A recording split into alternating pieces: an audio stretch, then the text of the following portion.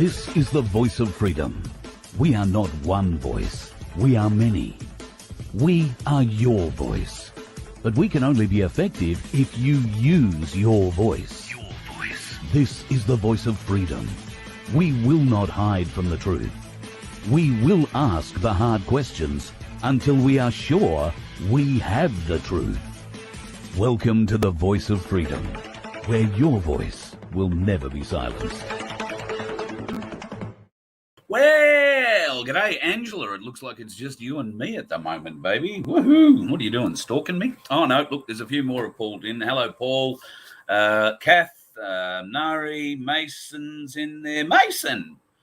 Damien, g'day. Hello, Jane. Lovely to have you all here. What a great family we are developing here at the Voice of Freedom and, of course, in the freedom movement generally. You might ask who the freedom movement is. That's probably a relevant question, and there's been some news all around this week about who some people think they are and where they are in the whole big scheme of things and whatnot. I'm not going to touch on any of that, but I dare say watch this space is something that's come to mind is the best way of saying watch that. G'day, Pineapple. Hello, Maria. Lovely to see you. Adelaide. Hey, now, speaking of Adelaide, that's in South Australia. Cherie will no doubt tell me to get into this right away. We're coming to South Australia. Apparently there's a few places in South Australia, including Manning, who are having their first meeting coming up on the 12th, I think it is, at the Community Hall in Manning or the Community Club in Manning. So if you're in that part of the world in South Australia, get along and join my place because that's where the meeting's going to happen. And there'll be a few people there, including one I know, Vince, worth catching up with. So go and catch up in Manning on the 12th. I'm pretty sure it is. I've got a flyer around here somewhere. I just haven't sucked it into the right show. So I'm going to have to do that again. Give me a moment. So, yeah, Manning and that area of South Australia, get a hold of it. And in Mount Gambier, I've got a lot of people in Mount Gambier who are saying, come to Mount Gambier, it's all great. Is Manning the weed capital of Oz? Have I missed something here, Farlap? Have I missed something here, Vince? Manning, anyway. It'll be a hell of a my place if that's the case. That's all I've got to say. Because actually, it's interesting what's getting legalized. We'll get into that very, very shortly. Hello, Cassios. And hi, Jane. Salty's back. And Farlap. Yeah, Adelaide. So if you want us to come and do a show in your part of the world, all we need is a venue. Now, the easiest way I'm telling people to go and find a venue is not to go out and hire one. Don't do that. Go to a club or a pub that doesn't do much meal trade on a Monday, Tuesday, Wednesday night, that kind of thing where they're slow. Tell them you might have a few people who come in and have dinner if we can get a showroom or something, a function room to set up in and have a meeting at from, 7:30. And we'll arrange bookings through them so people can book seats for dinner, come in and have a meal with us beforehand, and then we'll go and do the show at 7:30. So that's usually the way I find is easiest to get a venue, because they've already got the staff on board. They're already there. They're not doing much. And if they do a slow meal trade on Monday or Sunday, Monday, Tuesday, Wednesday, Thursday nights, they'll probably do pretty well on Thursday, Friday, Saturdays, I suspect. But you can always try them. And you never know. If you've got, 100 people who are going to book in for dinner and they all have a meal and buy a drink, that's a reasonably good night for the pub that they weren't expecting on a quiet night. So just a thought, if that's the way you're wondering about how to get a venue, I wouldn't worry about going and hiring one. At the end of the day, set a tent up, we'll come and stand under that. But it's a bit more comfortable if it's air conditioned, particularly at this part of the world at this time of the year. And it might be nicer if we had some seats to sit on because people's legs are not what they used to was. Speaking of temperatures, my God, it has been so bloody awful in Brisbane today. Absolutely atrocious. My daughter fainted or nearly fainted there at one stage, so we had to cool her down dramatically. Found a great reason. Remember those push-up icy pole things, those Zupa Dupas or something they're called? I'd forgotten we had some in the freezer.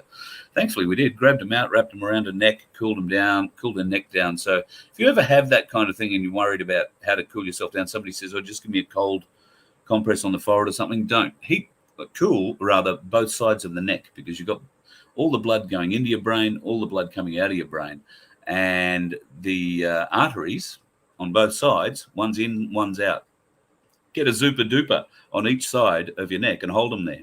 and keep them there as long as you can, and you'll find you will cool down very, very quickly, because your blood is going to cool down as it passes by the Zupa Duper.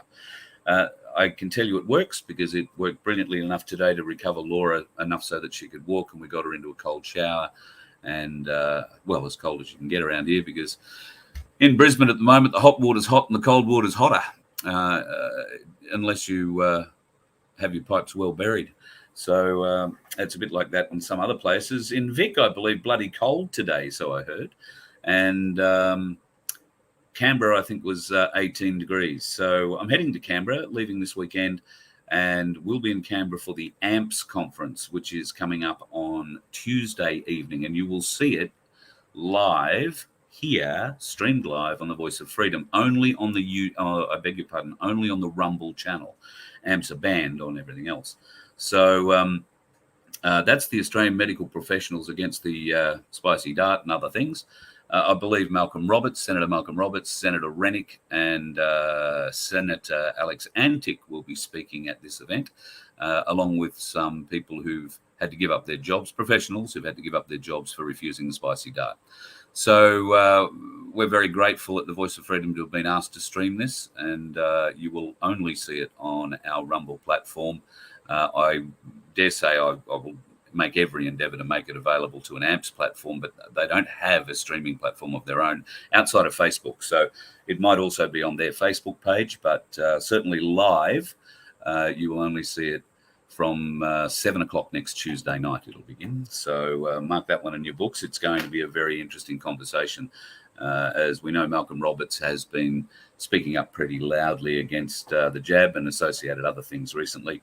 So let's see how he goes with that, and who knows, we might get an opportunity for a chat afterwards or pre the event, and might get a chance to ask him a few other questions.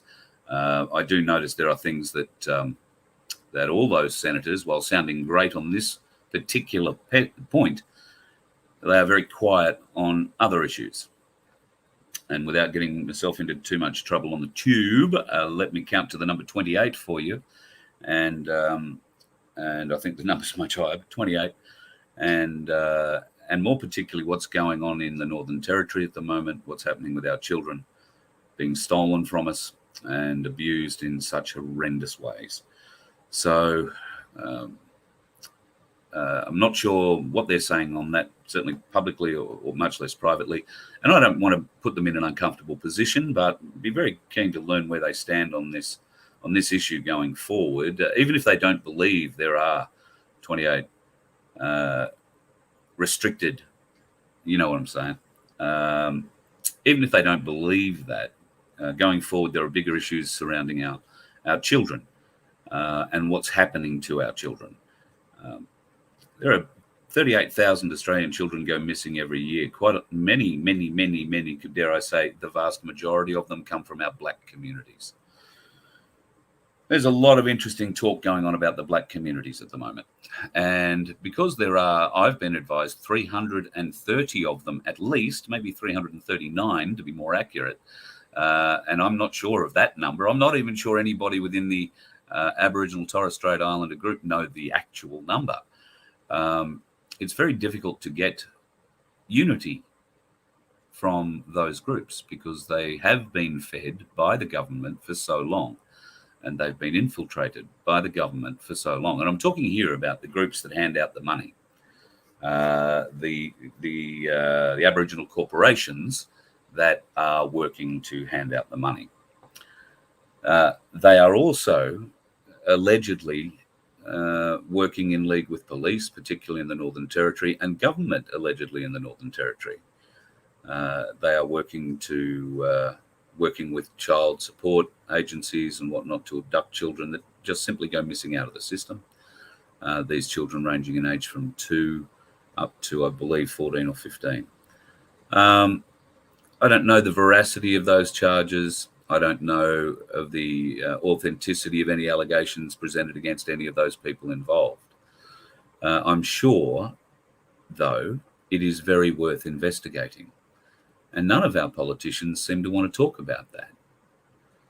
I don't know how we can move forward. You know, we're all talking about becoming this wonderful, inspired being and moving into fifth generation thinking or fifth dimensional thinking and becoming whole with ourselves and working as one for humanity. I can tell you, we are not going to get there until we fix this problem with our children going missing, being raped and murdered and being swept under the carpet.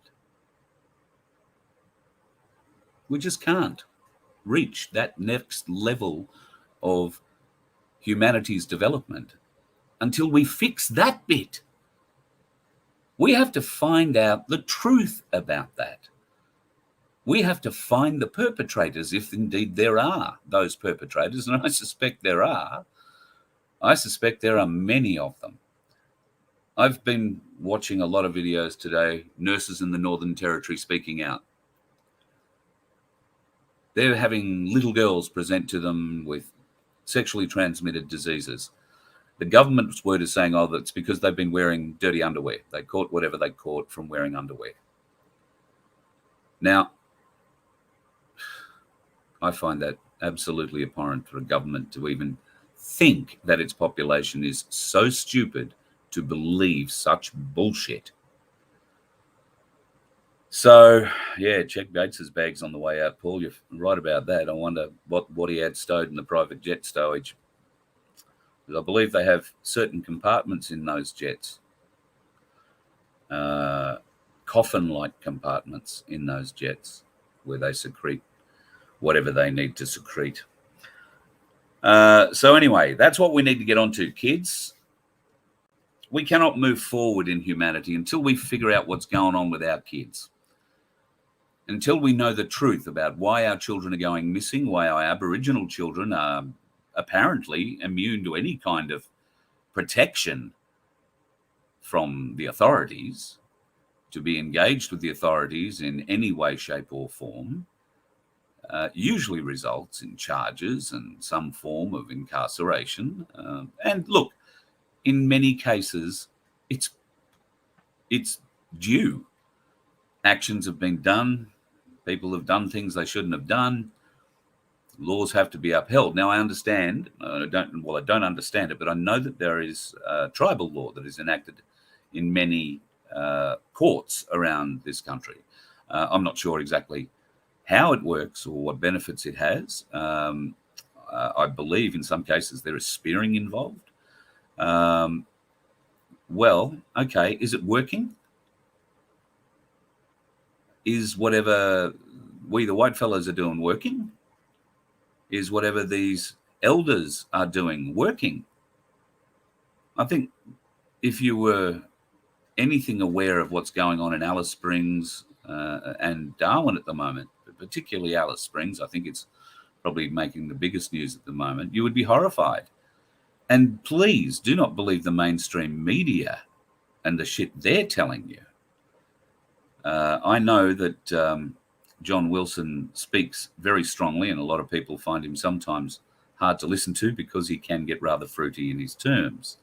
But I've seen some conversations that he's had, chat conversations with people in the Northern Territory. John's had a long history of the Northern Territory. He was actually in Alice Springs for a number of years. Now, and he was working in an area where every Aboriginal in town knew his name and was happy to be friends with him. So John has some deep contacts in the area, and through that has been able to gain the respect of a number of locals. And I've been privy to a couple of text conversations with one in particular, very concerned truck driver who drives into the remote communities and brings in supplies. He tells a horrifying story, but he also tells a reason why there is such poverty and such starvation and such problems in the camps. And in some parts, it extends down to mining operations, floods that happen, tailings ponds overflow, waters that shouldn't get into places that shouldn't. It infects the ground. It gets into the food chain, including the kangaroos, and makes them inedible or, whatever, poisons them, they die. This, has an impact on the land, a great impact on the land. And obviously these people are very close to it. These are some interesting stories coming out of there. Royalty check payments Another interesting one, because believe me, if our black brethren knew exactly what's going to happen if they get involved with this UN corporation, kiss your royalty checks goodbye. 15-minute smart cities, well, they might be a little bit longer in the outback, or they might be a little bit smaller, because you are so remote, so far away, that you might have a 7-minute smart city. And that'll mean a whole bunch of vending machines that, provided you've been a good little boy or girl, you'll be able to walk up to and beep and get your food out for the day, or your drink, or your water. Nothing else. That's what's coming. There'll be no royalty checks. There'll be no flying planes anywhere to go and fill them up and bring them back with whatever you want. That'll all be gone. All of it. You need to really understand what's coming here. Really understand it. And a lot of your people aren't telling you the truth. There are a lot of our people aren't telling the truth too. And the whole thing about this is there are no your people. There are no our people. We are we. We are us. We are one people. I'm an Indigenous Australian. I have as much right to call myself an Indigenous Australian, pardon me, as any black person in this country, any Aboriginal or Torres Strait Islander. I have the right to call myself Indigenous, because the word means you started here, you were born here, you came from this land. The people I came from this land. The people they came from this land. The ones before that, maybe not. But there's been enough of my family's blood, and I've had two families do it, so I can impress them both ways. But there's been enough of my family's blood and everybody else's family's blood spilt on this land, fought for on this land, died for this land, to call it our land, just as much as it is your land. Because we are Indigenous as well, and that seems to be being lost in the argument. Now, there's a lot of people who want to bring the black and white sides of Australia together. I am one of them. The problem is we can't find anyone on the black side that speaks for the black side. We can find 339 individuals and their entourages that all have a different opinion, all have a different need, all have different desires, different wants. And we need to find a way to get some communication going where everybody understands that we are one. And I think Jacinta Price, Senator Jacinta Price in Canberra, is one of those voices. She is dissenting against the Voice, this new Albo plan of brilliance that he's hiding the minutiae of. He says, there's only 3 questions. You don't have to worry about it. It's a really simple thing and everybody's going to feel good. I'll tell you now, I'm against the Voice. Apparently, there is a busload of elders coming down from the Northern Territory, Western Australia, South Australia, and New South Wales coming to Canberra. They're on their way now. Apparently, they're going to be in Bourke on the 8th of February, and then they're heading their way to Canberra. Now, apparently, they're coming to make a statement that says they don't want the Voice either in Canberra because it's divisive, because it will cause more harm than it will good. And that is why Albanese and the morons of the party that he belongs to are pushing it. Well, they're not morons. They're just evil bastards who are being played from the other side of the world. They have no control. They just push these things out. But to these elders who are coming down, my question is to them, and if anybody is traveling with them or can get a message to them, translate this, please. Do you speak for the entire Aboriginal Torres Strait Island nation? The Indigenous people that we'll refer to at the moment that are dissenting from the rest of the Indigenous people here. If that is the case, great, come.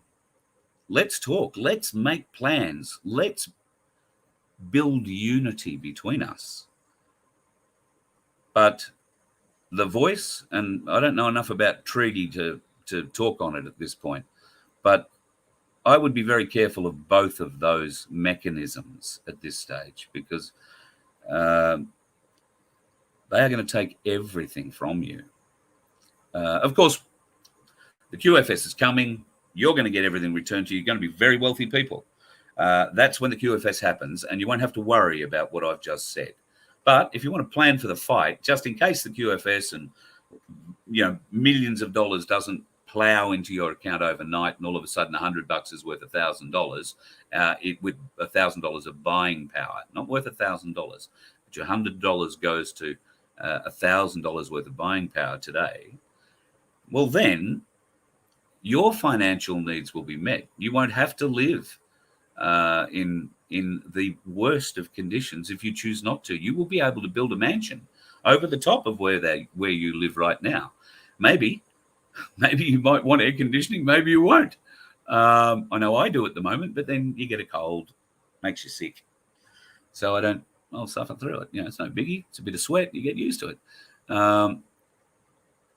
So yeah, this needs to be looked at. We need to find a way of reaching out to bring our Aboriginal and Torres Strait brothers and sisters together to unify with us. And I believe my place is taking some great steps towards that. So, we will learn more about that. In fact, while I'm thinking of it, I should actually send Darren Bergwerf an email, because he was in court today.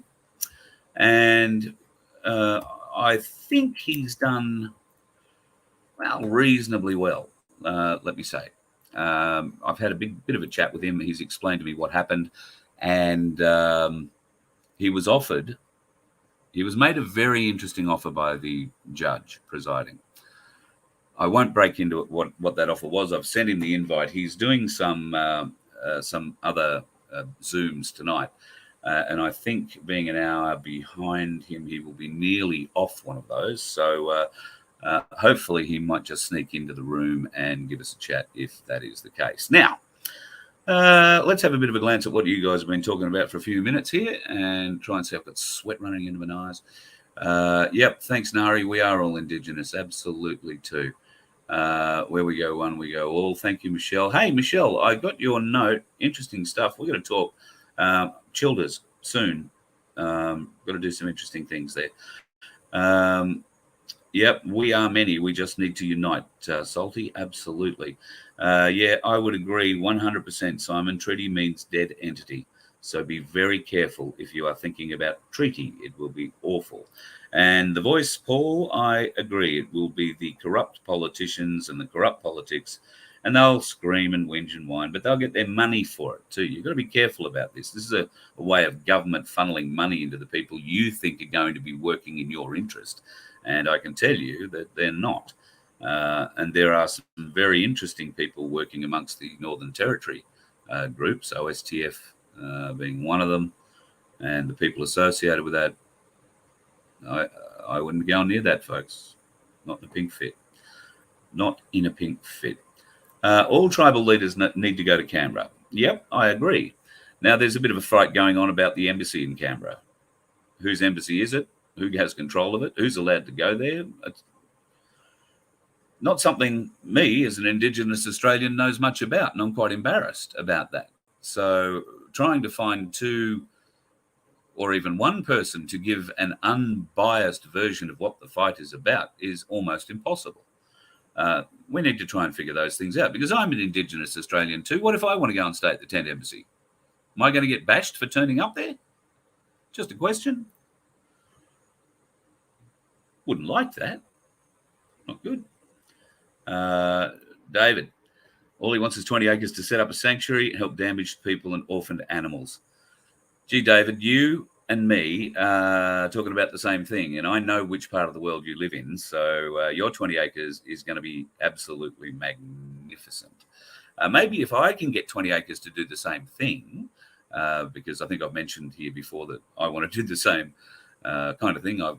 Because of domestic violence and what's happened in my life with my daughter, I'm very keen to set up a support service for people who've suffered domestic violence, and particularly who stay in a relationship because of the animals that they have, fearing that the partner will take that anger out on the animals, as has been threatened and demonstrated many, many times, unfortunately. So, yeah, I'm very keen to do something. Doesn't matter if you own a mouse or a horse. I want to have a place where you can come and stay, get yourself back on your feet. Not forever.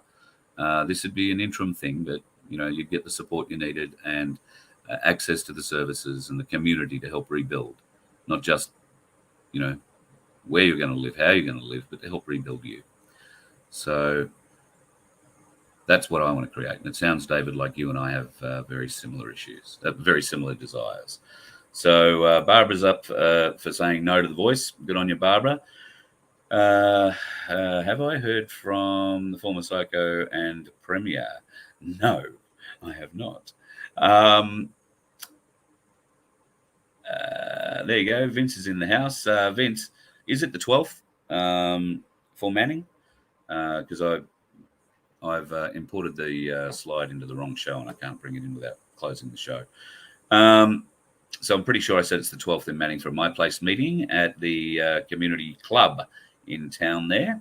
And I'm keen to learn if Manning is the weed centre of Australia. Might have been another town. I'm not saying anything about Manning. I just saw something in the comment. It's an interesting thing to say. That's all. I would have thought in South Australia there'd be other places. But anyway, what are the Sunshine Coast Council done? Gave themselves a pay rise today, did they, Camillo? Bloody hell. And I dare say it wasn't an insignificant one.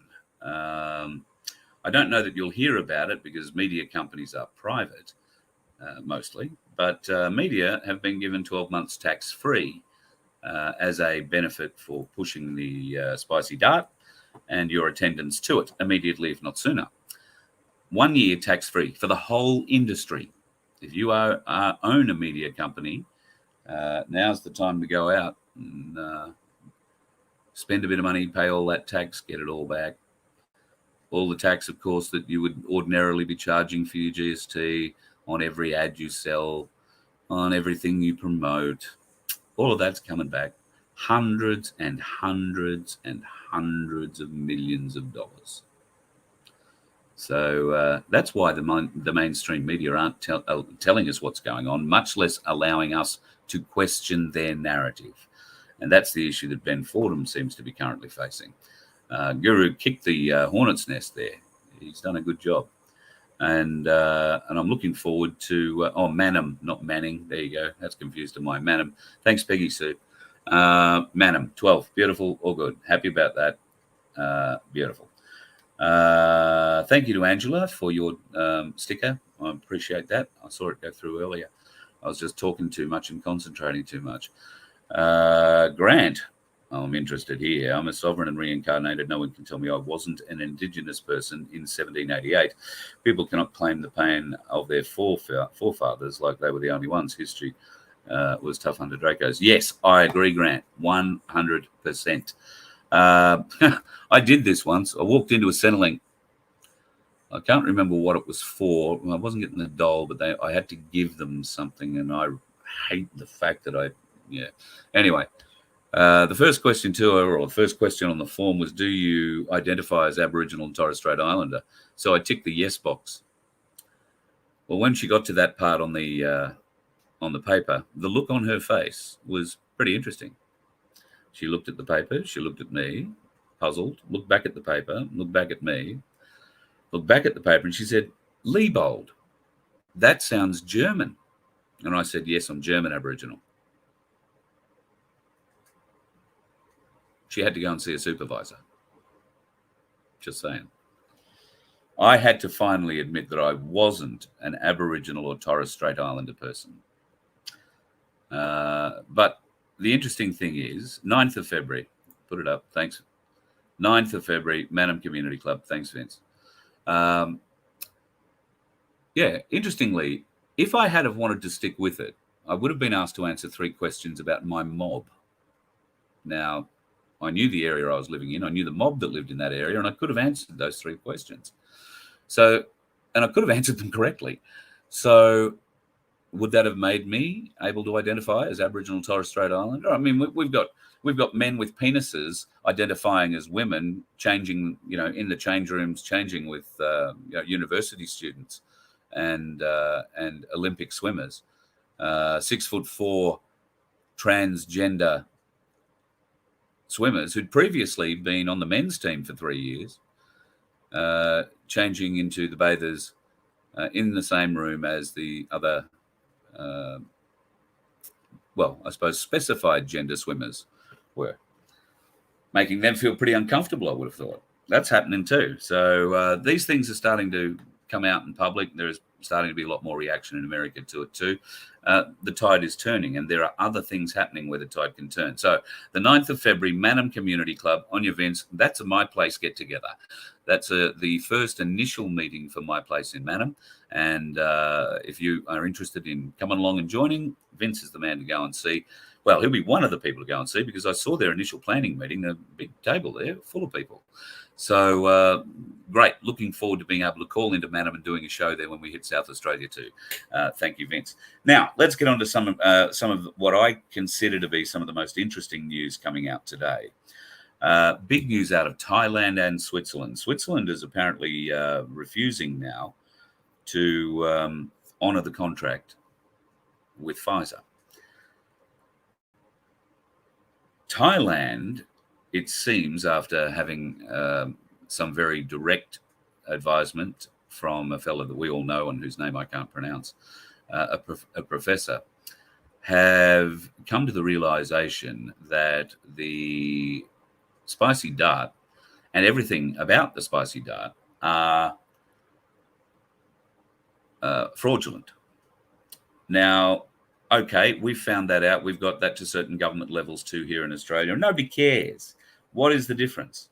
In the difference, 6 weeks ago, the princess, one of the princesses of the royal family of Thailand, fell gravely ill after her third spicy dart. And I mean within hours after her third spicy dart, and she is in a coma. She wasn't found, I don't think, for a little while, because they're very concerned she had lack of oxygen to her brain for quite some time, and hence she's in this coma, and they're trying to wake her from it to see how she is going to stack up. Now, this is the royal family, folks. Now, this news and this evidence has been presented to both the Thai government, who through channels then have taken that to the Thai royal family. And I can tell you that the Thai royal family are very, very, very angry, very upset, and are now demanding the Thai government will renege or tear up the Pfizer contracts. And they are encouraging their citizens to take action against Pfizer, because every one of these jabs has not been tested as it should have been. You might remember back in 2020, a lot of these companies were given the ability to roll out the jab and consecutively run the safety trials. Rather than run the safety trials beforehand, before the big rollout, which they hadn't done, they were allowed to run those trials as the jab was being rolled out. It turns out none of them did those tests. None of the companies did those tests, and certainly not BioNTech and Pfizer. Now, that's illegal. That is highly illegal, and definitely grounds to break the multi-billion-dollar contract that the Thai government had with these poisonous bastards. And the government is now actively encouraging its people to take suit against them for the damages incurred to the people, to their family members, the losses, family members dying suddenly, family members incapacitated for life, given all sorts of horrendous horrendous issues. It sounds a lot like the Thai princess has got a very severe heart issue, myocarditis or pericarditis, I suspect, but it seems that she's had a very significant heart attack and wasn't found for a little while by the sound of it, because they are worried about the oxygen levels to her head. So this is going to break big, folks. This is going to break really big. Mainstream media probably won't be telling you about it, but this affects every country in the world. If the Thai government come out and file suit against BioNTech and Pfizer and show the proof they have that none of the safety checks were done, not on animals, not on people, none. And this is admitted in BioNTech documentation, which I have, and I haven't sucked it into here, but I do have that BioNTech information to the Australian government, supplied in January 2021, saying no safety tests were conducted. Paraphrasing. I'll get it out and show you in the next show. But yes, that allows the Australian government to break the contract that it's signed because the contract is fraudulent. The company who initiated the contract have not stood up to the conditions in it. And that's a problem. So the government has an out now that's not going to cost billions of dollars. It will cost us billions and billions of dollars because we're signed up for the same deal. We're signed up for something like $183 billion worth of this shit. You know, they just keep forcing it on you. That's injections 5, 6, 7, 8, and 9 coming our way. And trust me, by the time I reckon we get to 6, they'll be force jabbing whoever the fuck they want. So check into that. That's some big news. The Thai princess and the information now broadly available and certainly been available to our TGA and our government since January 2021. I've got the letter to the federal government from BioNTech saying they haven't done any safety testing. What are our government doing? Are you talking to your local member? Are you emailing him? Are you saying, what the? Because do that. The more of us that email those bastards every day makes it harder for them to avoid it in Parliament when they eventually go to work. So do that. Start asking why Australia is still signed up to a fraudulent contract with a company that was meant to run tests on this shit they forced on us in conjunction with the rollout, but they never did it. And the rollout was contingent upon them doing it. Part of the contract. They never did a test. And they admit it. Ask your local member why he is still supporting this madness.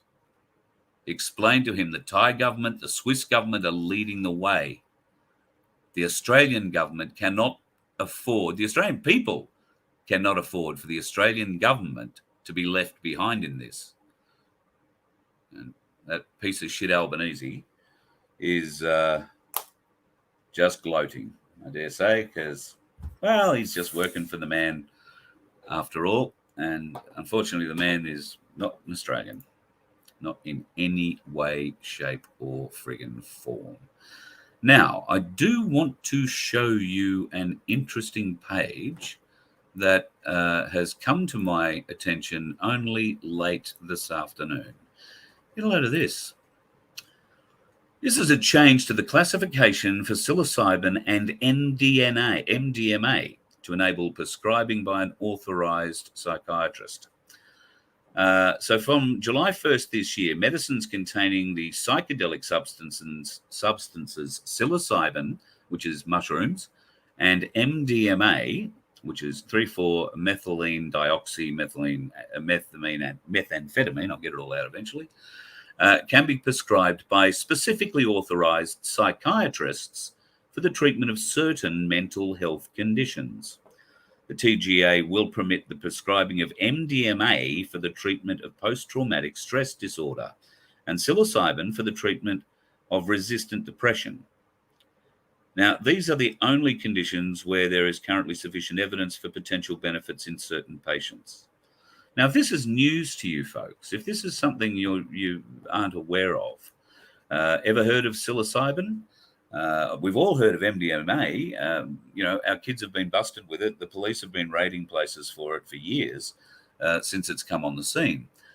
Now, all of a sudden, the federal government is saying, okay, you can have as many mushies as you like and you can swallow the MDMA pills. I'm not saying that's what they're doing. They're obviously putting restraints on it, authorized psychiatrists only, and only in the severest of cases. There is a phenomenal amount of evidence to suggest that psilocybin aids with depression in ways I find too hard to articulate right now. I do know people who've had psilocybin, and this isn't one of those 60s kind of trips kind of things, right? Don't think of psilocybin as, you take a mushroom and you float around for 24 hours and you have really wild dreams, man. That's not how this is prescribed or used. My understanding is that you take a very measured amount of the mushroom, and it's called microdosing.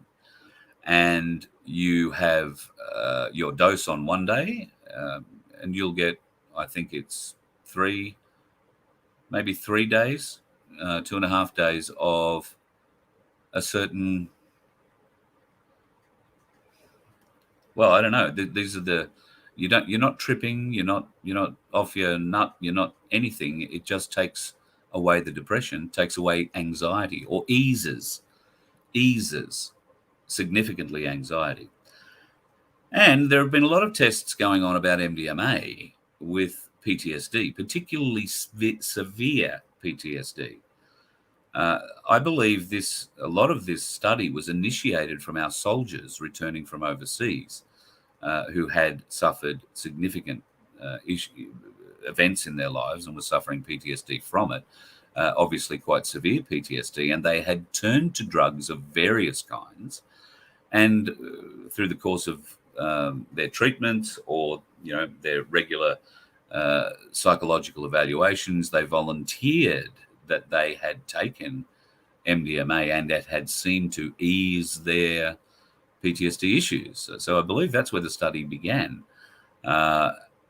So I dare say our kids will still be busted for having it on the streets. The police will still come kicking in your door if you've got a bag of it and you sell them at $50 a pill or whatever you sell them for. But if you are in need, if you suffer from depression, if you suffer from anxiety, if you suffer from PTSD, psilocybin and MDMA might make a huge difference in your life. And now that the classification has been changed, psilocybin and MDMA will be available through authorized psychologists. I am sure that news is going to help a lot of people. Can you take a whole heap of psilocybin and get off your tree? I suspect if you ate a field of mushrooms, or maybe even, I don't know. We'll find somebody to talk about it, hey? Because I think it's a fairly interesting. Thing, and it's natural. They come naturally to us. I do like what Mike is saying here. No psychiatrist, no depression. Yes, there is a very large school of thought that says the professional mental health is more geared to pharmacology fixes than actually fixing people. Look, I don't know. My daughter hasn't seen a psychiatrist, but she has seen a clinical psychologist, and it's changed. It's helped her. It's helped her a lot. Not as much as you lot, but it certainly helped her, particularly in the early days. And they helped me understand what was going on with her in those days a great deal. So I think the fact that neither she nor I are much into the pill popping side of things, she and I would have always been resistant to any kind of ongoing treatment that meant she was going to be essentially zombified for the rest of her life. And so, yeah, I think that meant that she had to work personally on herself a lot more. But then we've come through the other side. Well, maybe not all the way through the other side, but we've come a hell of a long way. And for the most part, done without any aid of volumes of pills. I mean, there are some. Well, there's one, I think. But and it helps. It certainly helps. I have a lot of friends on the same pill. But I also have another friend who's just weaned herself off it after over 10 years from memory. Didn't want to be on it anymore, and she's going along great guns. So imagine what you can do. Having a bit of a glance down here, it's natural, but it's still poison. I'm gathering we're talking about the mushrooms there. I don't know. Maybe that's why they say microdosing. You can also microdose. Well, so somebody tried telling me once you can microdose snake venom. Now, why you would want to sure about, but anyway, do not try that at home. That is not something I would advise anybody to go and do. Yes, I would say you still got to confront whatever the issues are, but look, I think at the moment, if they're going to open up at least the natural channels, I think that's a great thing. I know I've never had MDMA in my life. Don't know what it does, but if it makes any benefit at all to our returned servicemen who suffer from PTSD in terrible ways, then I'm all for it. Give it a go. So that's going to be, well, another tick in Big Pharma's pocket, I dare say. At least the pills you'll get will be very good. I dare say a market will open up for the people who can get access to those pills and don't feel they need to take the whole packet and probably sell a bit. So I'd be careful about that, a market emerging if I was anywhere. But yeah, Canada's what? Canada's going to allow fentanyl use. We're likely to hear a whole lot less from Canadians then. They'll be killing themselves left and right with that horrible shit. My God. What have you got here, Alan? Stayed at an embassy last year. One white fella I took them $800 worth of food out of my pension. Uncle Albert, they don't like the red ensign. Oh, well, that's pretty cool, Alan. Great. So it is possible. I like that. And they weren't drinking. I like that even more. Anyone getting glitches? Say hello to ASIO. Oh, well, hello, ASIO. It's probably ASIS, not ASIO, if I'm honest. Or there is another nameless, faceless agency in the country who I won't name because that'll definitely attract some attention. So hello to them too. Look, we're not doing anything illegal here. We're trying to educate people, and I know there's a lot of you that don't like that, but that's all we're doing. And the movement's coming. If you want to help us, you would be gratefully, warmly welcomed. However, you better come with the truth. You better come with honesty. And I don't even know that's going to be enough to save you because there's a lot of ropes. A lot of ropes. And a lot of people need those ropes. Yeah. A lot of people. Big list came out the other day too. There is a call for Nuremberg 2.0 and a list of names started with Klaus Schwab, but we have a couple of notable names from our region. Dan Andrews rates a mention. I think Anastasia Pluckaduck from Queensland, which is just a cesspit. I mean, my God, they are just a cesspit. The Queensland government, absolutely atrocious. And be careful if you're going anywhere where the Premier's going. She takes phone blockers with her now, so you won't get any phone service anywhere around her. Making it hard for streamers to go up and ask her questions. Just saying. Arsenic in the animal racing game. Yeah, look, I'm keen to go and get this. I'm rearranging my room, so I can't find my little bits that I got out of the water, which we're going to do a little show on coming up. I want to get what those magnetic particles are analyzed. I want to know what they are. I suspect that there is a lot of heavy metal involved, and I suspect there is a lot of nanoparticles, a lot of carbon, a lot of, weird shit. So we're going to try and get that completely analysed, if at all possible. If you know someone who's good with that sort of thing, I did get a message from somebody who said they had a microscope and a spinner or a centrifuge, but I'm not sure if they had the skills to use it. That's the other thing. Grant, what are you saying here? QFS started November 22, is running parallel with the SWIFT fiat system, and Laund has already been caught. Yep, biggest one was announced yesterday. Who was that? I know that they're cleaning up stock brokerages and and those sorts of companies working in and around the market. They're also knocking down, fraudulent, or at least not on the team crypto companies. So yeah, there's a lot of cleaning up going on. Are we going to see? Well, what evidence do we see in public? I think you're right. They've got to clean the financial system up totally first. Yes, I do believe that the QFS has been running in parallel with our fiat system now since November last year. It's been running at least 12 months before that in the background, ironing out any bugs and all that sort of thing. So it's, very interesting stuff. I can't and won't tell you much about what I did for a certain portion of my morning this morning, but I was very lucky to be sat in a room of developers who were working on something to do with the QFS. I got to learn a whole heap of new terms I've got to understand terminology for, but I did get some very interesting information that leads me to have great faith in what is being developed. And you'll be very pleased to know that I believe that particular development squad is being, if not led by, then certainly a large part of it is done by an Australian. So you should be very proud, Australia.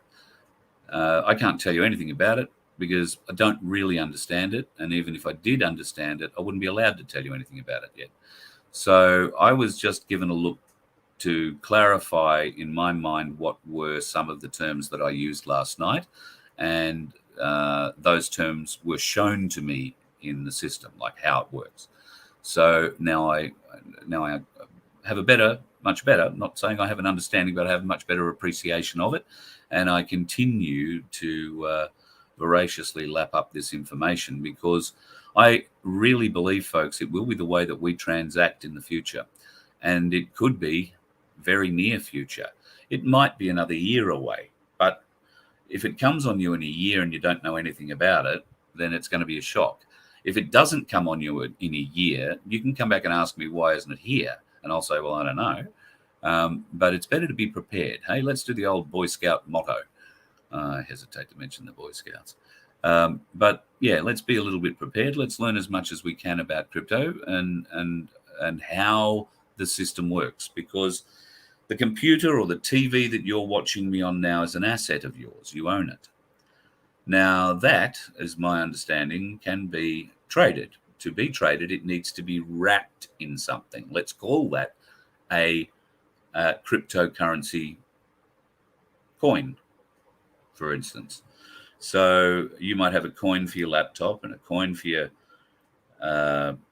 TV. You'll have a coin for your house, a coin for your car, a coin for your boat and your trailer. Everyone will have an individual coin.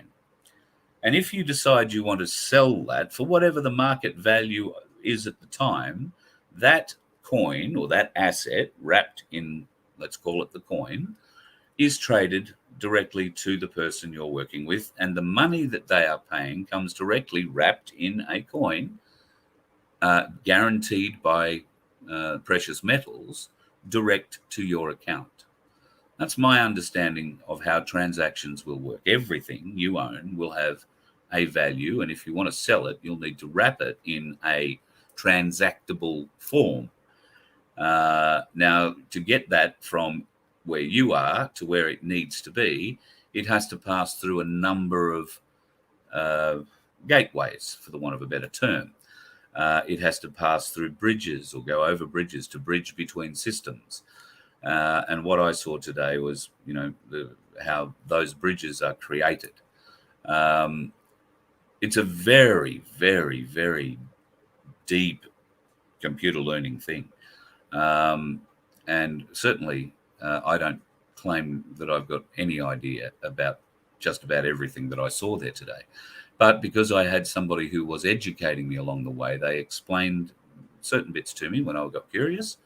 And I hope that will continue, because it is a very, very important thing we learn. And as I say, I'm trying to bring myself up to speed. So when I eventually can get some leaders in this field to come and talk to us, I don't ask them completely naive and stupid questions. So hopefully I can help you bring up your learning a little bit on this QFS system and Nasara Jasara, which is something I also believe in. I do believe Nasara Jasara is coming. Where is all this wealth going to come from? I hear people say. I haven't gone down yet, but maybe there's somebody in here saying it. Where is all this supposed wealth going to be? Hang on, let me star that. I'll come back to that question, Marie. Actually, no, I'll go to that question straight away.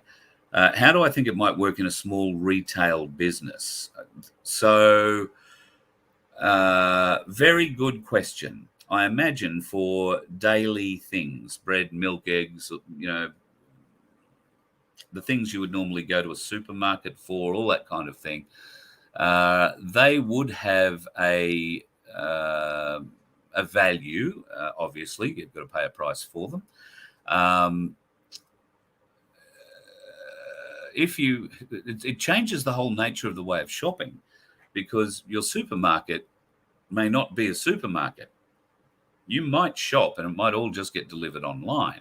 It would be the cheapest, easiest, safest way to do it. But if you wanted to go and have the experience, then I'm sure somewhere in that transaction there would be extra costs passed on to you to cover the rent of the building, the lighting, the staffing, and the stocking, the cleaning and the restocking, all those sorts of things.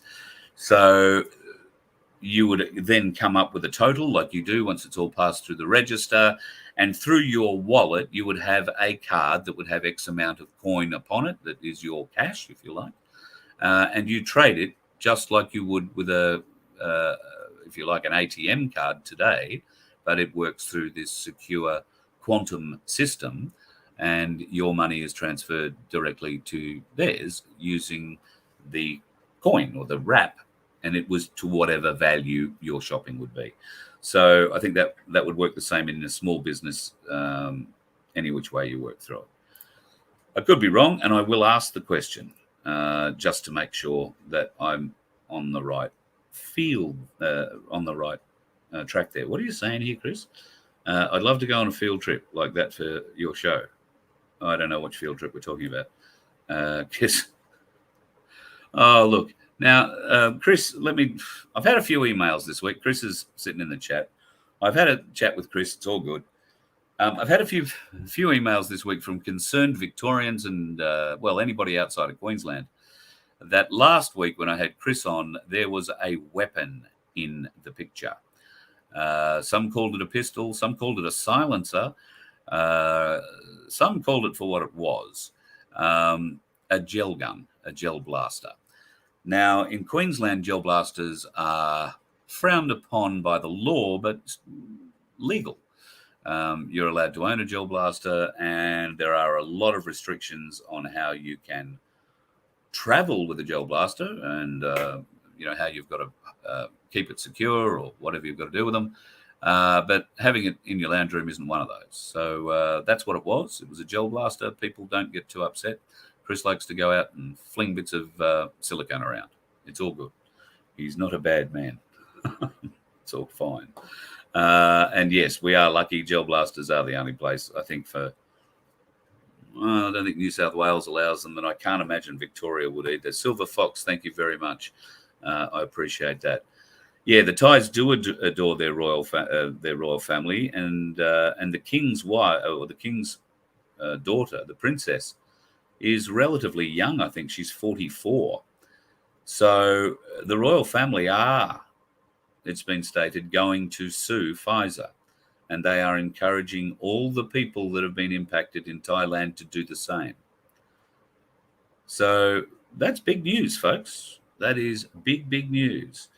An honesty stall. Yeah. Okay. So here is where digital currency falls down. Everything is tracked. The blockchain is a ledger, if you like. So let's assume, and I'm assuming this, so let's assume that the blockchain starts when we all become aware of it, And everything we now own becomes our asset. This computer I'm talking to you on will be listed somewhere in the blockchain as mine, as will every other asset that you have, if it is transferable, tradable, sellable. Now, from that point on, for the rest of history, that item, that asset can be tracked. And if it, is destroyed or lost or whatever, then, the value of it disappears out of the system. So I think that's essentially how the blockchain will track every individual thing. So any car you've had, you will be able to trace the history of its ownership through the blockchain, because the blockchain will show who owned it, not the middlemen it's passed through or how many clips of the ticket has been taken on the way past, because there will be none of that. Yes, I'm sure you will still be able to sell your car and trade it at a car dealership, but car dealerships are likely to be radically different in the future as well. I think when the big turn comes, don't know that petrol cars and petrol or diesel is going to be the way of the future. I think electromagnetic propulsion, amongst other things, are going to form a large part of our future. And if you listen to Spiros, then hydrogen is going to form a big part of our future as well. As I've mentioned, Spiros, I'll tell you a little bit. I've had some communications from him, and I've had a lot of communications from people who have put in to be part of the class action. The class action was filed on the 1st of February. I have that sent through. It was filed. So everybody, yip ya, you're in. Now, there have been a lot of inquiries about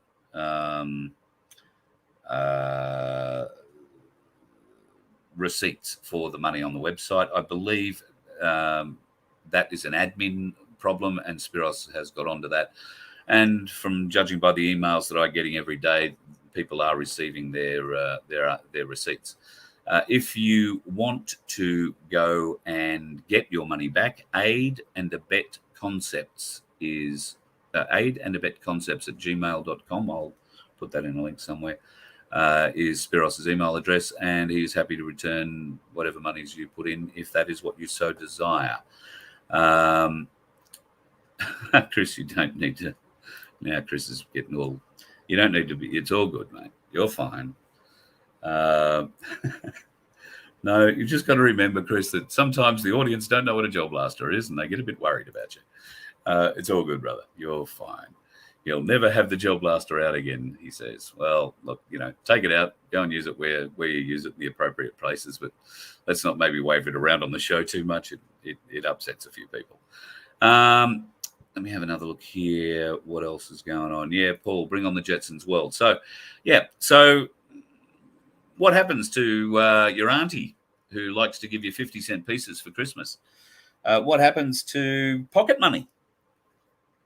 Bit of cash for the kids to go down to the shop, buy a few lollies.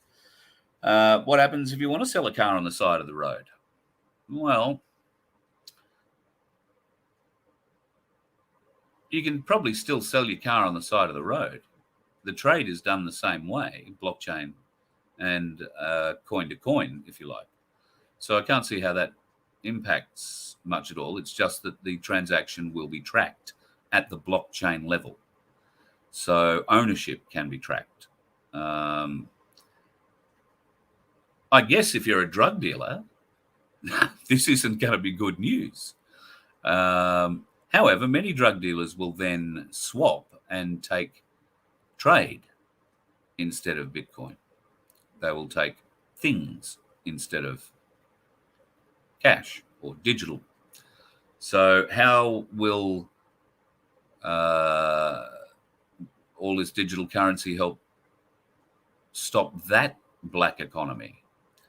Well, apparently it will. I haven't got that far into it yet, but apparently it will. So watch this space. I think that's about all we can say. Cheech and Chong is stuffed. Yeah, well, you never know. You might find a few of those lords get relaxed a bit, and Cheech and Chong could be making a fortune. opening up a franchise shop network just between you, me, and the Gatepost. A few more comments. Adam, do as much as possible. Buy through CoinSpot. You'll have a show. I'll keep with it in the gov. Wow. Okay. Yeah. Thanks, Adam. Yeah, that's a good tip. Peggy Sue says, kids want to buy an ice block or lollies at the shop. Yeah, absolutely. But the ice block will have a value. It'll be wrapped in a Bitcoin value. 50 cents, $1, $4, $5, whatever it happens to be. And you'll just transfer that out of your wallet when you buy it. That's my understanding of, and it's limited. Do not rely on it, but that's my understanding of how it'll work. It'll be as simple as using your card today. The only difference being that everything is tracked. So, yeah, be aware of that end of it. So, good, bad, or indifferent, that's what it's going to be. But yeah, I can't. For the life of me, can't figure out how they would stop the black trade of, you know, I'll swap you my TV for whatever drug it is you're selling. Although a lot of those drugs are going to be, well, unencumbered. I'm not going to say they're free, but unencumbered. So you shouldn't have too many issues finding them. And if weed is your thing, then I imagine that, you know, you'd be able to grow it yourself and not have any worries. So, yeah, there will certainly be illegal things, but if they are transacted at all using Bitcoin, they are trackable on the blockchain. So how are people going to pay for that? I can't think of that off the top of my head, but once again, smarter people than me are working on this, and they are way ahead of it. XMR, says Bill. Well, there you go. I've heard of XMR, XRP, and XLM, I think it is. Thank you, Bill. There is a new 3-letter thing for me to get to learn what the hell it means. What does the X and the L and the P and the R and all those bits mean? Does it just sound cool, or does somebody who's coming up with these names just love, you know, old Honda motorcycle model names? Just wondering. Trump mentioned things are going to be therapeutical. Somebody's offering me help. Do I want some help with blockchain crypto? Yes, Vince, but not right now because I'm going to end the show. How about one day next week you come on for a bit of a chat with me, mate? That'd be great. Might be able to organise that Wednesday if you are around. So, and we could pre-record that, Vince, if you wanted to too. I think that'd be easy done. So if you wanted to do that, maybe we can do that tomorrow, Vince, just between you, me, and the Gatepost. Bill, pay into Monero XMR. Oh, you pay with Monero XMR. Okay, right. So now, see, a lot of people have knowledge about this. So before I embarrass myself too much more, I'm going to stop talking about it. And being a Friday night, and I've talked for over an hour, and I'm doing it all alone tonight by design, then I'm going to let you go and do what you got to do, because I am so friggin' hot in this room. You can see me starting to melt. And if I don't go and get a drink something shortly, I think I may faint in front of you. And that might be a bit rude. Sorry, somebody's Lindy and Markle. My friend paid $100 to Spiros for the Victorian case because she lost her job. She can get the vax now. Carl, do I have any proof about this? If you have known about this for 2 weeks, why only tell us now? What are you talking about? I've known about it for 2 weeks. I've known a lot of things for weeks, but if you are referring to anything to do with this Spiros thing, I'm referring to a show that I did with him, the last show that I did with him, and some answers, whether that was a week ago or 2 weeks ago or whatever. Things have to play out. I'm not going to go out and accuse people of things when it's none of my business. I've made representations. Spiros has acted on those representations as far as I'm aware. As far as I'm also aware, nothing illegal has happened anywhere. There was another breaking news story yesterday from the woman who seems to have a set on him at the moment. And I looked at what she had to say about the enduring power of attorney. I think you will find, and it's not for me to fight these battles for Spiros. That's why I have said Spiros can go away and fight his battles, and when they're all figured out, we'll come back and talk about it maybe. But it's not for me to fight his battles or defend him. So that is the simple reason. But I can tell you that if you are banking on anything out of the enduring power of attorney being something you should sink your teeth into, I would caution you that everything that woman said in that video was a hypothesis of what might happen in 6 years. It could happen. It could happen that somebody could sneak in your window and shoot you in the head, or it could happen that you get hit by a bus. A lot of things could happen. You could also win huge, vast sums of money.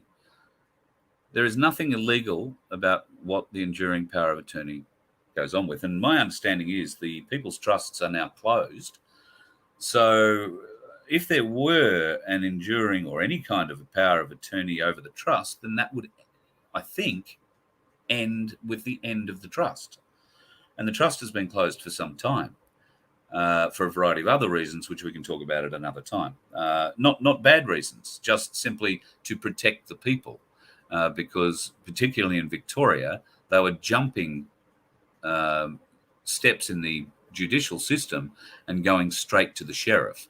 So if you had a fine that they wanted you to pay and you were refusing to and using the trust to make them show that they had jurisdiction, they were sending the sheriff to your door in the first instance and saying, you pay this fine, I'm going to take your car, or I'm going to take your house, or I'm going to walk in here and take whatever the hell I like. We might just take it all, and we might throw you in jail just to prove a point. And so that's why the trust was closed. Now, the trust has been closed for a while. Powers of attorneys are interesting things, and you should always be very careful about who you give them to, but you always limit the scope of things they're doing for. And just looking at that one that she used there as an example, I can tell you that every attorney who is working on anything to do with land on your behalf would need some sort of access like that. So nothing new there. It's starting to look to me like he's being attacked. But once again, not my position to come out and defend him. Spiros has the questions. If there are questions to answer, I'm sure he will answer them. That has certainly been what he's told me. And judging by the actions of you lot, who keep emailing me saying, I got my receipt, I got my receipt, I got my receipt, he is doing exactly what he is planning on doing and saying and doing. He explained to me that he was having an admin issue getting through the huge volume of people that wanted to participate.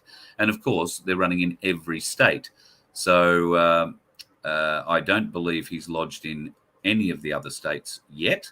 Part of that process might wait until what happens in Victoria happens, but I doubt it. I think his initial intention was to launch them all on the same day, but I think that became impractical once the volume of people hit the site and wanted to be involved. That became impractical to have every state's affidavit and case ready by that date. But I'm sure, and I know, he is still working on it.